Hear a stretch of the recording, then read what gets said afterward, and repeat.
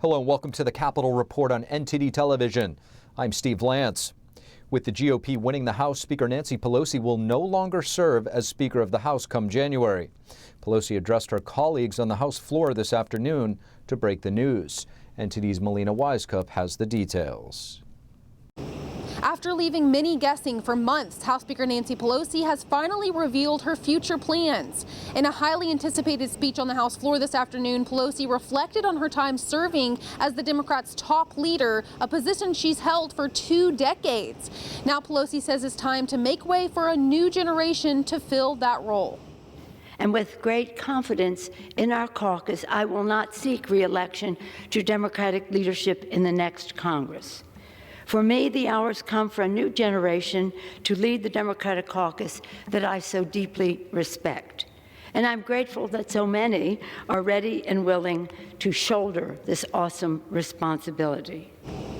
And Pelosi's decision comes in the wake of many members calling for new blood in the ranks of leadership. Those calls intensified ahead of midterms when many members who were in tight races were repeatedly criticizing leadership, calling for a new generation of leaders to fill the role. Now, Speaker Pelosi, although she's letting go of the gavel as Speaker and stepping down from her leadership position, she will still continue to be the representative for San Francisco. She will continue in this role for the next Congress, the 118th Congress, a position she's held for over 35 years.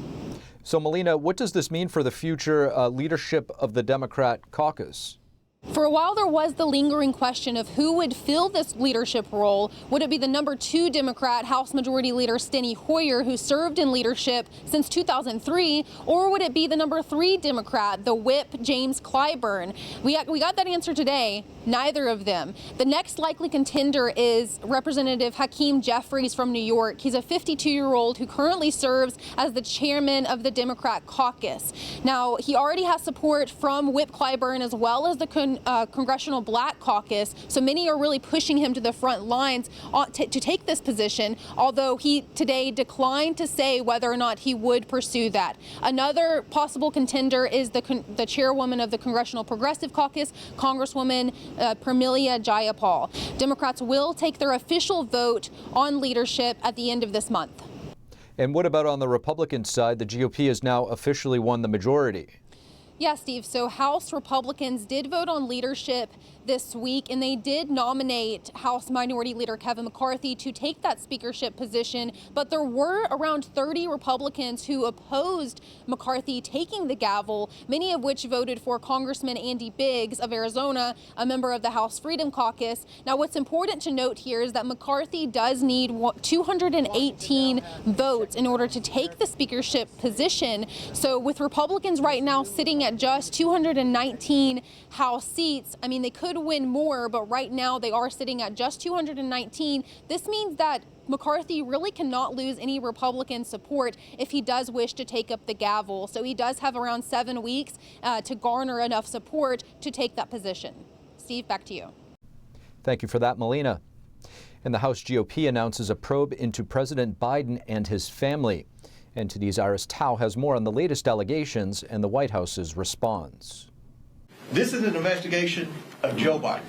Upon regaining the majority, House Republicans are already rolling out investigations into the Biden family. But the probes, they say, will go beyond Hunter and focus on the president himself and if he's swayed by foreign money. Was Joe Biden directly involved with Hunter Biden's business deals? And is he compromised? That's our investigation. Congressman James Comer, the incoming chair of the House Oversight Committee, is alleging that the Biden family has business deals with individuals close to the Chinese Communist Party. One of these deals involved the sale of American natural gas to China. Evidence suggests Joe Biden had a 10% equity stake through his son. Joe Biden was aware of what was happening. All the while, he turned a blind eye.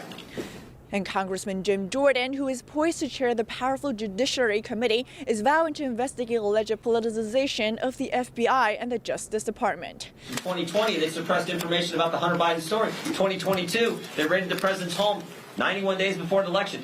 Meanwhile, Biden's allies are going on defense. The White House counsel's office responded in a statement, saying Republican lawmakers are, quote, going after President Biden with politically motivated attacks full of conspiracy theories. Republicans, meanwhile, responded to criticism by saying this. Wow, we've went from it wasn't his laptop and it was Russian disinformation to, oh, whatever was in there didn't affect the president's business dealings, even though he was involved, even though the laptop was real, even though it wasn't disinformation. That's how far we've come. Meanwhile, the latest probe comes as the younger Biden is already under federal investigation for tax dealings. But the Biden family is far from the only thing Republicans are going after. With their new oversight powers, they're planning to launch investigations into the border, the DOJ, and the withdrawal from Afghanistan, among others. Reporting from the White House, Iris Tao, NTD News. And it's not just Hunter Biden's business dealings that Republicans plan to investigate. Now that the GOP is set to control the House, they're preparing to launch more investigations. Earlier, we sat down with Congressman Greg Steube of Florida. He's a member of the House Judiciary Committee as well as the Oversight Committee. Here's that interview. Congressman Greg Steube, thank you so much for joining us. Yeah, thanks for having me.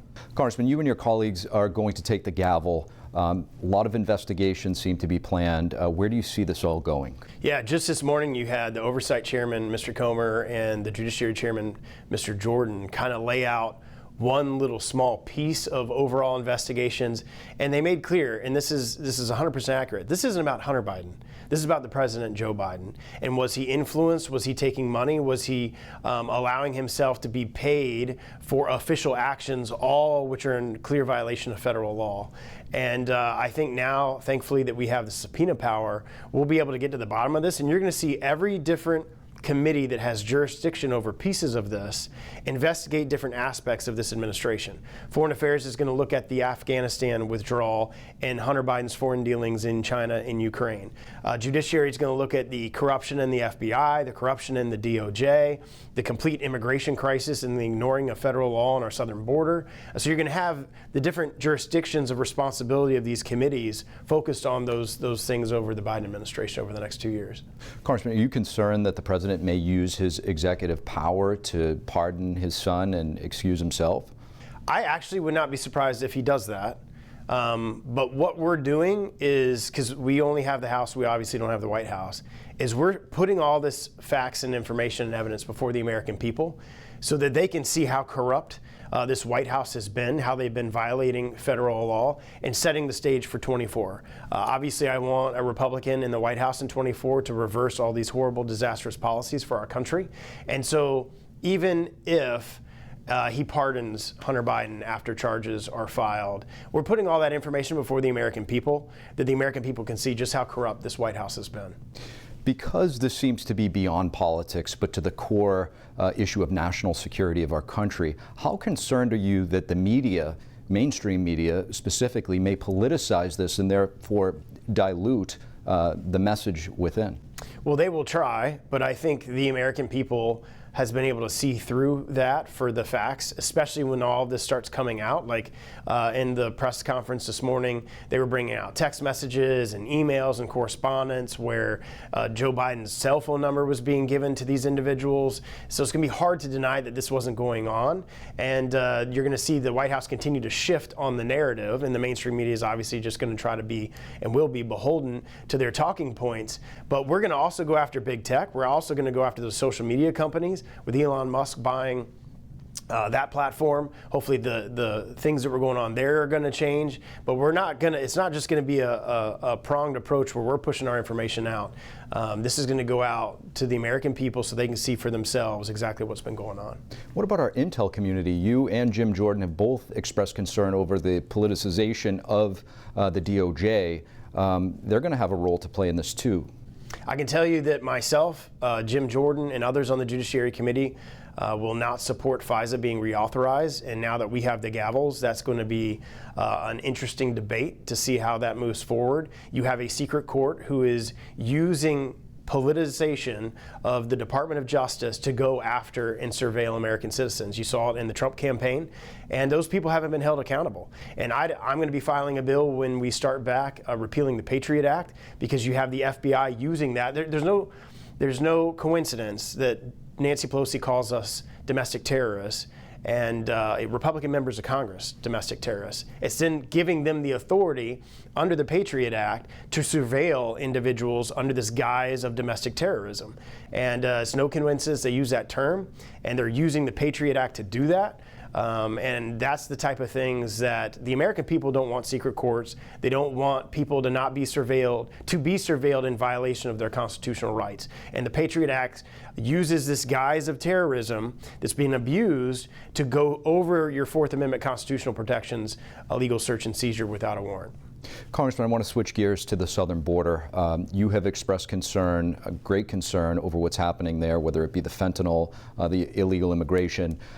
Now that Republicans do have a majority in the House of Representatives, do you see anything that can be done on that front? I think that'll be the first issue the Judiciary Committee takes on. I hope that we start impeachment proceedings on Secretary Mayorkas, and we realize that if we pass an immigration reform bill, which we will, to show the American people where we stand on immigration, we realize that that's likely not going to pass the Senate or be signed by Joe Biden. But the purse strings come from the House. And the framers of our Constitution were genius in spreading the power out among the different branches of government. And we can use the appropriation process in the House to accomplish policy objectives, specifically on immigration, by putting riders in that not a single dollar of this fund shall be allowed to use to allow an illegal immigrant to come into our country, that the people that have been ordered to be deported must be deported, that our laws have to be followed or they lose their funding. There are things that we will be able to do by having subpoena power and the power of the purse that will completely change the way that these departments are run. Congressman Greg Steube, thank you. Thank you. Thank you for watching the Capitol Report. If you want to see our full broadcast, check us out at epochtv.com.